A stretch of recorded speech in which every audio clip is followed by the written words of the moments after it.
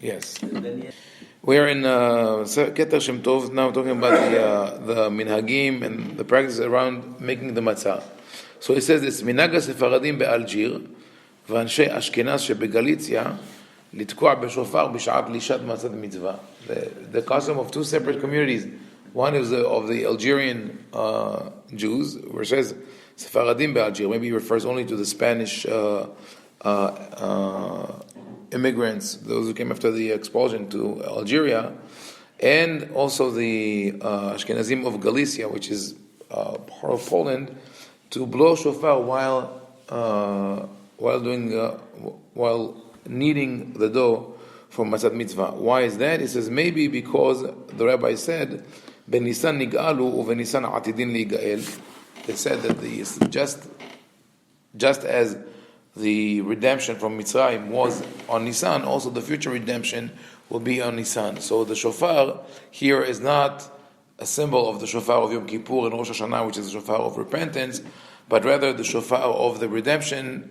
Bayom ha'u yitaka b'shofar gadol. On that day, a great sound of the shofar will be heard. Uvau ha'ovedim be'eretz Ashur v'nidlachim be'eretz Mitzrayim, and those who are scattered in Assyria and in Egypt, v'yishtahavu l'Adonai b'har HaKodesh b'Yerushalayim, they will come and bow down to Hashem in the temple of Yerushalayim. We also say in the Haggadah, Hashata ha'avdei l'shata ba'a b'arad Yisrael b'nei Horim.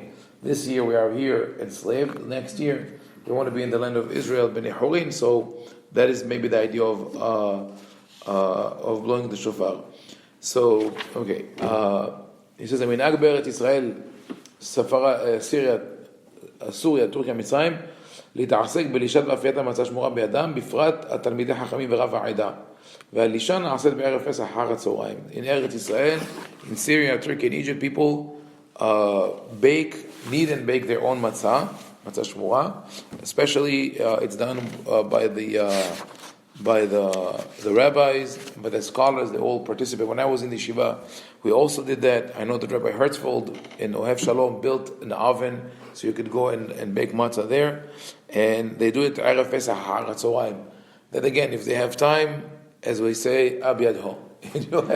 You have extra time, you could go for Erev Pesach and bake matzah. Why not? Some people even went to an extreme, and they said that sweating while the sweat that is produced while you bake the matzah has a special merit because you do it for mitzvah. There's no such requirement in the halacha to suffer for that. It's exciting. It is a fun thing to do. We did it here with the Talmud to our kids. But the reason for baking matzah in the afternoon was that the Korban Pesach would come at that time. The one thing that we have to have in mind, and I mentioned yesterday, people used to bake their daily matzah, day by day. They would mix the water and the flour, put it in the oven, and that's it. Khalas, it's matzah. To make it at home, you take flour and you take water and you mix it together. In 5 minutes, you could put it in the oven. It's ready to be baked. All the fears that we have around it are unnecessary. Yesterday, we did that just as practice in the morning with my daughter. We mixed water and flour in a bowl in 5 minutes, water, flour, and salt. 5 minutes it was ready to bake. Put it in the pan. Back, turns over. The whole thing took less than 18 minutes. Yeah, but if you want to eat it today, you're going to break your teeth. Yesterday, or in the next first couple of hours, it's good. But after that, it's not good. Right. You have to do it flatter. And that's how people used to do. They used to do the thicker matzot, more, softer matzot.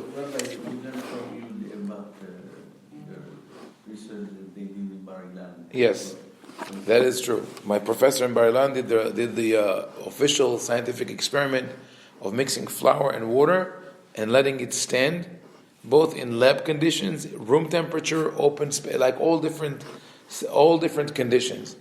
If you leave water and flour alone, even with salt, and you wait for it to rise, it will take between 24 and 26 hours.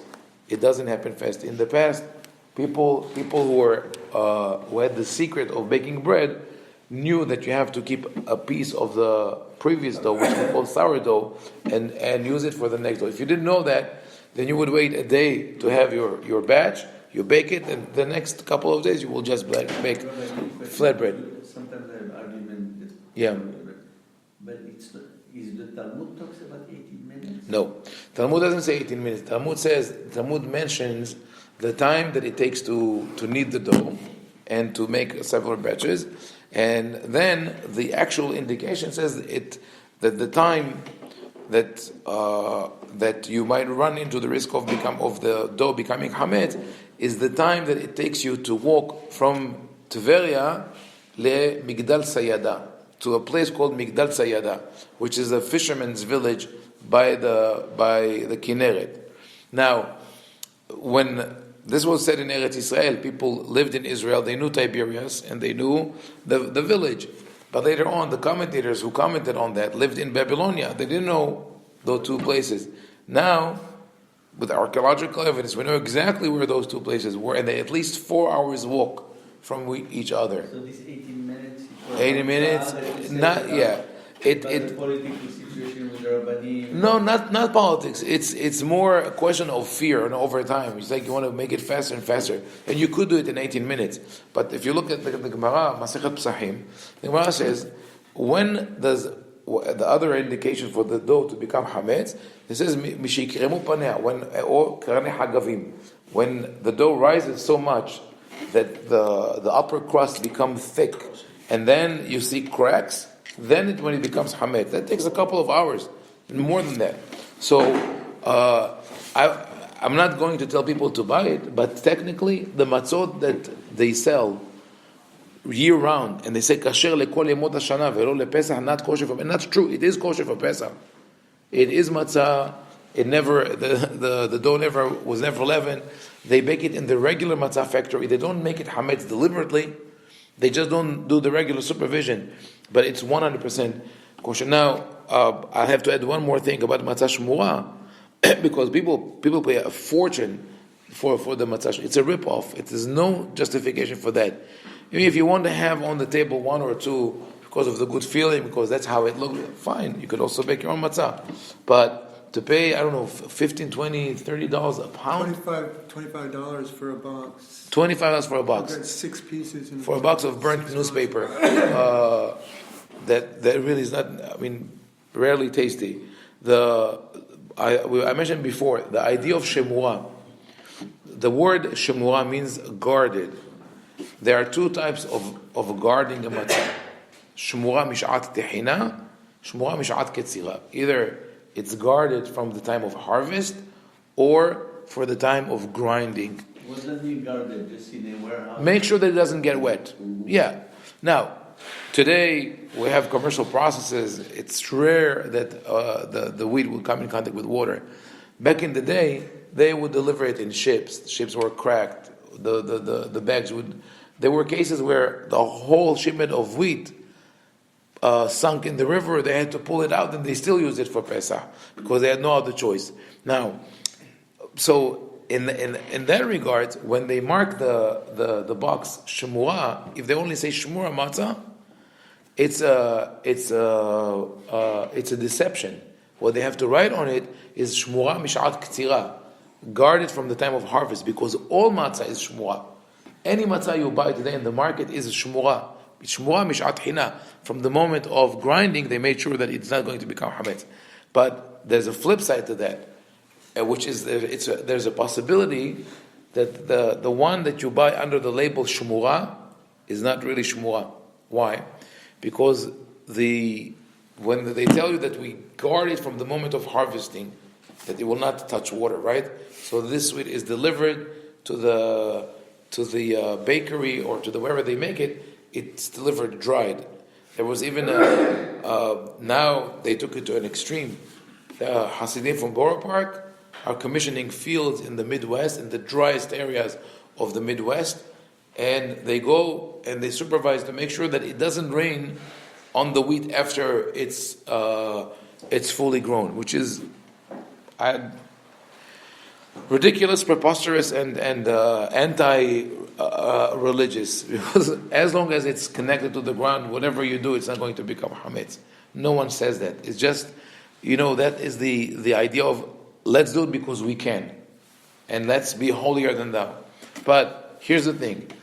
The Gemara says that what is considered guarding the wheat? It says to guard is to guard from a potential threat. If there's no potential threat, there's no concept of guarding, right? So the original concept of guarding Shemura was to soak the wheat in water and then guard it so it doesn't crack. Why would they soak it in water? Because they would mill it with stones. And they didn't have the steam power or electric power that we have today. It was very difficult to grind wheat, so you had to soften it before.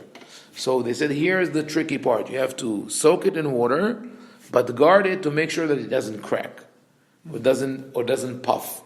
So, and the Gemara says, if there's no risk, there's no guarding. So the matzah shmua that is guarded from the moment of harvesting to make sure it doesn't get wet, maybe, paradoxically, not guarded at all. So it's better to buy, in my opinion, the regular matzot mechona. It's safer. It's and it's also cheaper. Yeah. You want to spend money? Go give it to tzedakah. There are people who need that. We say ze eli vanveu. It's true, but it has to be when we want to beautify the mitzvot and embellish the mitzvot. But there's a certain balance that we have to keep. There's no matzah. Unless I have guests who want matzah shmura, and then I get the matzah shmura. My children or my guests, if they want it, my children usually, if they come, they bring their own from Lakewood, and they bake their own. But if my guests will tell me, I want matzah shmura, I will have it. Not because of matzah shmura, but because of achnasat orchim, because I have to treat them with hospitality. So that's just like as when I have we have over someone who cannot eat meat. We make, because of allergies, we make sure there's no meat on the table to not make this person suffer. Or we make for a vegan, vegetarian. So the same thing. Okay, you only eat that. I want to make it for you, not because I think it's more kosher, but because you want it. So it's But historically, there was no. I told you when I was no such thing. I never heard. Let me tell you more. Even the way matzot were baked in Europe up until the 16th, 17th century, because the Ashkenazim did not eat kitniyot, did not eat rice or anything like that, they needed a lot of matzah. But they didn't have the modern bakeries that we have today. They would hire people, Jews, non-Jews, responsible, irresponsible people. People who didn't have work all year round were hired for the matzah factory. And they needed to produce large amounts, so they would make thick matzot. The matzot were like a couple of inches thick. That's in Europe. And as a result, they were not well baked. And because they were not well baked, you would find pockets of flour in the matzah. And because of that, some people decided not to eat matzah at all on Pesach, just to bake their own batch for the first night. And others decided not to eat what is called gebrach, not to eat the wet matzah. And this was carried away even today, when the matzah is so thin and is baked or not baked to perfection, burnt to perfection. How can this matzah become hametz? It's already afadara, it's like the dust of the earth. Still, they keep it. So there are a lot of things that around Pesach, because of there are several factors that cause us to behave the way we behave. One, we say it's only 7 days, it's only 8 days, we could survive. And the second is that there is this fear, a taboo, with everything that goes into our body. Everything has to do with food, also with the intimate relationship, is very, we're very sensitive about it. If someone would come and tell me about a cup of water, I'm dying of thirst, and will say there's something wrong with the water, I will not drink it. Maybe if it would say, I think that someone poisoned it, I might drink it. But if we say, I think someone spat into it, I will not drink it. Because we feel contaminated, we don't want to. So if someone tells you, maybe this is, I know it's kosher for Pesach, but this is more kosher. So you say, okay, let's be on the safe side. I don't want to do something wrong. But we didn't used to go crazy in the same manner as we are today. Anyway, we're talking about the minhagim more than the halachot. It says, "Yesh nohagim leciyer ezi otiyot b'matzot al pi kedvei arizal." Some people draw letters on the matzah according to the writings of the Ari. However, other people don't do that because the in the Talmud it says asur en osin serikin.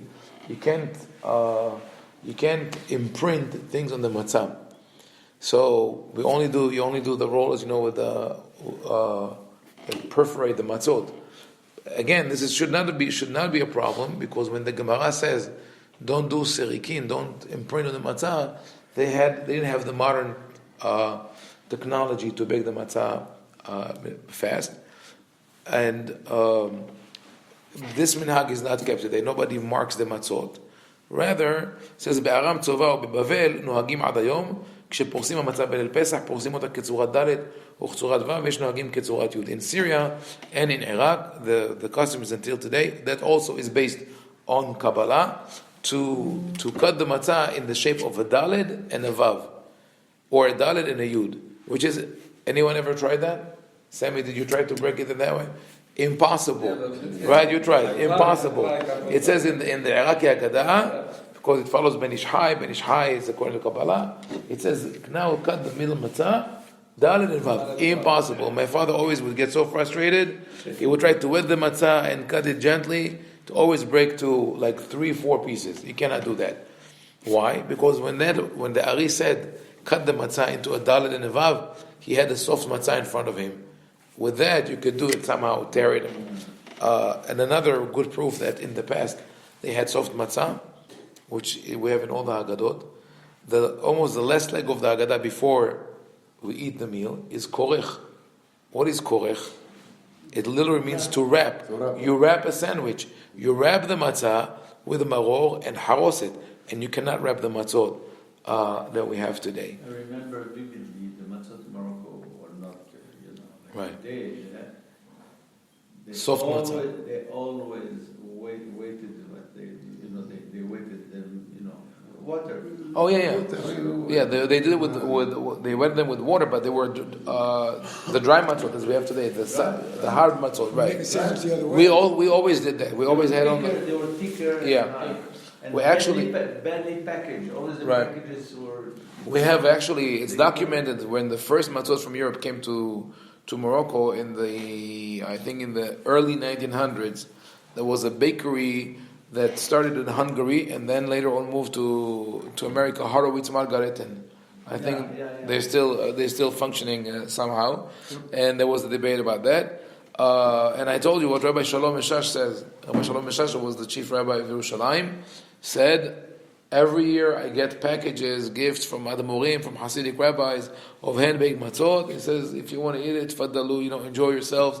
I buy the machine-made matzah, and shalom aleich nafshin, I enjoy that. So those are the minhagim that have to do with the kneading and baking the dough. Tomorrow, B'ezras Hashem, we'll talk about the minhag or the halacha of not eating matzah on the day before Pesach. What is the source for that, and why that there were such harsh statements about the punishment or the prohibition of one who eats matzah erev Pesach? To push